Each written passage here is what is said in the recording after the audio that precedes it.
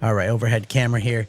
This is the Ulanzi DD02 HD live stream switcher. Now, normally I wouldn't be like, I have a lot of streamers and I've looked at a lot of stream deck stream switchers like this, and this one has something like very different that makes me just want to use it. So nice and centered there. Okay, so got a little manual. I don't like to read the manual. I like to just kind of figure it out as I go along, because it makes it more fun. I feel like there's a lot of people that do that, and then once you run into a wall, then you look at the manual. So we have the plugs and stuff, which we'll have a look at in a second. And here is the, wow, it feels nice. I thought it was gonna be like more plastic maybe, but it's solid. It's nice. Look at that mic and like volume knobs. Don't even know what that is yet. We'll find out. It's got all the things. It's got all the buttons. It's got 5 ports. No way. What is this 5th one here? We will find that out, won't we? And this looks like maybe a T-bar, which is kind of cool. And then an auto cut. Nice. Okay. DC power. You have a PD power maybe, it looks like, as well, if you didn't want to do DC. You have your 2 microphone inputs back here. You have your 4 HDMI inputs. If you don't know what a switcher is, by the way, if this is your first time, like, what's a switcher? Did you see what I just did there? I switched from this camera here to my overhead camera right there with a switcher. You can also do little fades and also have like, yeah, little pictures and stuff. And yeah, so that's with HDMI. So if you have HDMI cameras and stuff, you can hook them up to here, and then you can use these buttons to switch, which we'll get to. You also have, okay, so here you go. On the top here, you have your 4 inputs, then you have an out, and then you have an input and output. So that's going to be a little bit confusing. And then you have to like this could go to your computer, and then what is C to C? We'll have to figure that one out. Maybe that's to like, then wait, C to, oh, okay, hold on. I feel like it could be, oh, that's going to go from here to here. And so this comes off somehow. Oh, just like magnetically like that. Look at that. So that C to C will go here. So that means you can have this. And this is why I don't have, like, I have to reach all the way over here to the switcher, which is quite annoying. Because you have all your HDMI inputs and stuff like that going over there. But with this, you can have all your HDMI inputs. So that's over here, and you have your C to C. And now you have your switcher right here. So you can make press all your buttons and things like that. That's awesome. Some nice rubber grips for anti-sliding. And then you have this, when you have it off, you can let it prop itself up a little bit. So it's not just flat, or you can have it more flat, which is nice. It looks like up here at the top, well, you have your like there's a lot of buttons. We're just gonna have to press buttons and see what it does instead of reading the manual. So we'll hook it up instead of this switcher at some point. Also, just so you know, you have headphone out as well. So you can hook your headphones into that and then listen to those HDMI or your microphone inputs. This thing's cool. This thing's really cool. And at that price, like $300 for a switcher like this, every other company is gonna hate them for just stealing the market.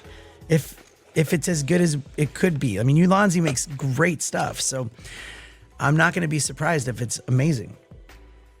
I'm not. I just won't. Okay, let's go ahead and look at what's in this accessories box here. Okay, that's it. Looks like a power brick with a nice little American input, which I can work around. Yeah, I can deal with that. And it is the C to C right there. Nice long one too. At the bottom of this part right here, like the bottom part, just focus on that. You can see that there's actually mounts for the wall. So you can even have this like under a desk or like yeah, on the wall or in a closet, and like have your plugs plugged in. So it's like, and then hey, when you're done with this, you just hang this up on it. This is actually a really, really good design. Look at how easy that is, by the way. Done. It's got fans on the sides for ventilation. It will be interesting to hear what the fan noise is. Some of these, the fans get pretty loud, and the S Pro Link is what I'm using currently, which is a great switcher. It is a great switcher. I mean, it has the screen built into it. That's something that's lacking on this one, but it does have a very loud fan. Before we get into this, we'll set it all up. Let's just have a quick look. So if a lot of people ask what I'm using, the actual camera I'm using right now in front of you is the FX30. So I'm dropping that down below so you can see it. So that's the FX30. Best camera. I mean, when I go out of the house, I don't typically use it unless I need like really, really good quality.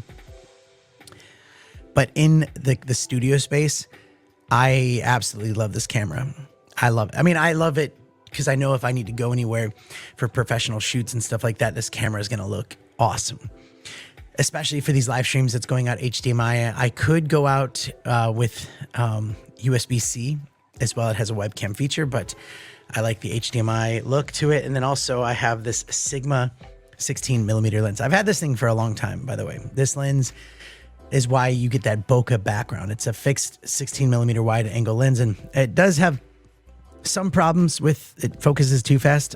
Depends on the setting I have on the camera. So I could have it set so that it only focuses on my eyes and doesn't mess up with that. I've had other cameras in the past that were way worse. Like I just went like that and it would do like, but this works great with that FX30. The overhead camera here, and I guess I could stop recording on that one, is the ZV-1 from Sony. This thing is, it holds up, man. This thing came out, what, 2020?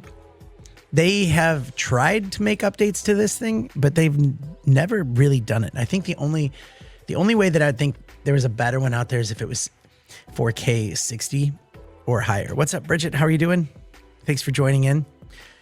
So yeah, that's what I'm using up there. And it's great because you can get a remote control with it.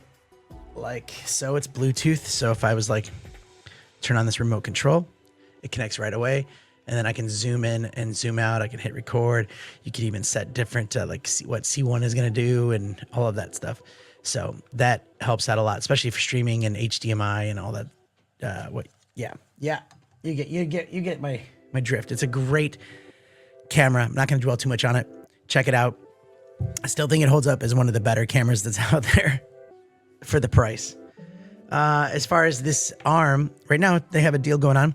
This is the IX Tech arm, boom arm. You can't see it all the way. I actually have it on the back. This is a very long desk. It goes really far back, like the arm extends very far. And then I can easily lift it up or down and then even adjust this ball head or whatever. So great. My favorite arm so far. I've tested a lot of arms, and that's my favorite. And also this microphone I'm using right now is the IX Tech. This is a cardioidynamic microphone. It's just what it sounds like, right? It sounds great, especially for that price, $60. That's not bad. This is XLR, or you, actually, let me ask you something. How does it sound to you guys watching right now? Does it sound, it sounds great, really. Okay, good. You answered my question right away, Ken. Thank you.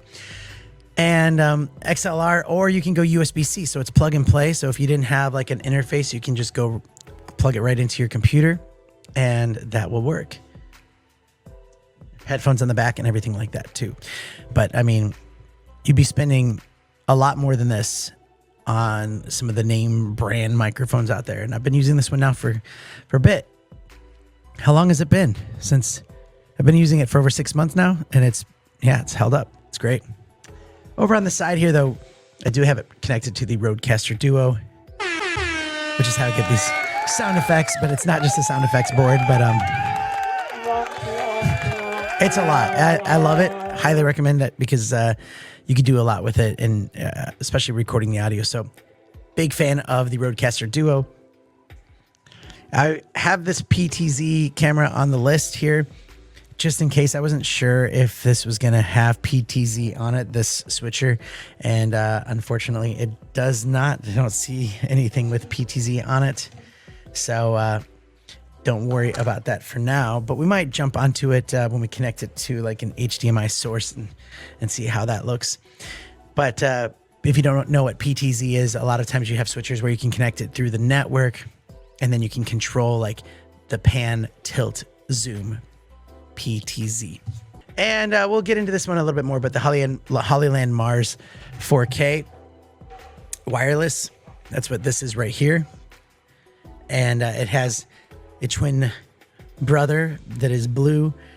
And so it's connected over here, and you can have a wireless transmission, 4K wireless transmission, pretty far away. It's great if I wanted to have a camera on the other side of the room without having a big HDMI cable coming all the way over here. I can just transmit that wirelessly. So love that. And as we change over the whole video side of it, I have this eMeet Smart Cam S800 webcam that we're going to use that for video because I have to unplug all of the HDMI stuff, and we're going to switch it over to this one right here. So yeah, this is the eMeet S800. It is a 4K UHD. I mean, it's not going to look as good as this, but if you look at the prices, you will see that it's not the same. But here we go. Let's flip that over. And Steve WB, thank you so much for watching. I see you tuning in there. Appreciate that. So we'll do that, and then we'll go back all the way and see what the switcher is going to do. So hold on a second. Okay, there you go. We'll keep the audio the same for now. So that's not, I mean, it's not a bad webcam. Sorry, I keep looking at myself because I'm trying to see the quality here. You can see Emma in the background a little bit better on this shot here, but it's pretty good. It's good focus. It does have software that you can download. You can do a little bit more with it too. But compared to like your, MacBook, your laptop camera, it definitely makes a difference. So if I was to switch it to this one right here, it's like, is that way more colorful, or did we like from the S Pro Link, or is it like we just got used to the eMeet? It feels like it looks better. So here is this is the pro. This one is, whoops. So it's hooked in over here as just the output to this monitor, so I can hit program off. Let's see. Obviously, you can see here, I do like the colors of it. And it's so nice, isn't it? Like to have, like usually when I look at switchers like this, I have all of the cables coming out of here, and it's just like, you can't just move it around. So this is that view option now. You have your 4 different signals and a 5th one. There's not a lot of options for viewing. I will say that. Not that that's a bad thing. When you have all of those sources. So this must be a 5th source that you can bring in. And if you want the audio on for those sources, you can turn those audio on or off. And then you can also have audio follows video. That's what AFV means. So like if we switch to this one, whatever audio is coming through that HDMI camera. So it could be a camera on the other side of the room with HDMI into that. With mics going into that. And then so whenever we switch to that source, like, which is what it is right now, the audio will be coming from that. So there is that. And you know what? I wonder if this looks like, I have no idea what this dial does. I want to know. Any suggestions, Xander? Then you have your microphone knob. So when you have mics 1 and 2, which are you hooked into the main console, yeah, you can adjust them there. Oh, that's cool that they turn red. Look at that when they're muted. So see how it's green now? And then as soon as I go all the way 0, it's red. That is so cool. Oh, man. So I would like to say picture in picture. It looks like it'd be something that would be easy. Picture in picture. Here we go. Right here. This says, okay, on off. So turn on and off picture in picture. So we're turning it on. Long press on the unlit number keypad for 2 seconds. So I'm going to hold down on 1 for 2 seconds. 1, 2. Oh my goodness. You can see it just turned orange. Okay. And then I guess I press one of these. Oh, it's already up there. Oh my gosh, that's so easy. That's all you get is those 4 corners. Mute, the mute button will be red. So if I hit mute on that, that'll just mute everything. So if there's something, you just have to hit the mute button. Red light flashes when the button is pressed. You can freeze a current frame. Oh, that's what that is. So if I wanted to like freeze that frame, yeah, I'm frozen. The whole frame is frozen. Press the button again. Okay, the video will continue. That's interesting. When cut button is on, single click the number of buttons to switch. The auto button is selected. Single click the number pad. Because we have every HDMI source has audio, you know, if you have audio like going through the microphone or whatever. So this will adjust those levels. So like you switch over to this one and it's like, well, a bit hot. Okay, you could turn down a little bit. It does everything you need in a switcher for real. You got the audio inputs. That's great. I love that this thing is over here. That's a bit weird that I have to go down to go up to do that transition. You can go as slow as you want. And there's only that one transition. Usually you get a little bit more. And then you have your different view options, which again, doesn't show you a lot on the view option. Like it just, that's it. You see it here. I mean, obviously there's nothing else plugged into these ones. Oh no, that's my. All right. I'm going to wrap it up with that. Thanks so much for tuning in and,